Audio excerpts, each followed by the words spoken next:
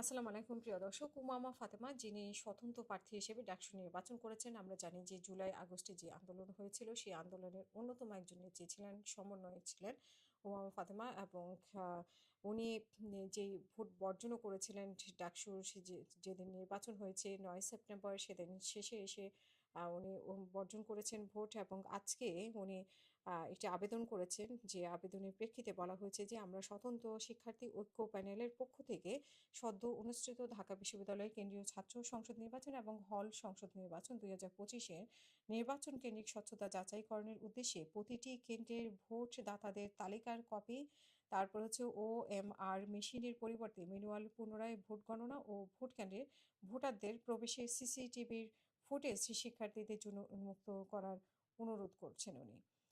So দেখা যাক, আমরা পরবর্তীতে জানতে পারবো কি হয়েছে, ওনার আবেদন গ্রহণ করা হয়েছে কিনা। সবাই ভালো থাকবেন। আসসালামু আলাইকুম।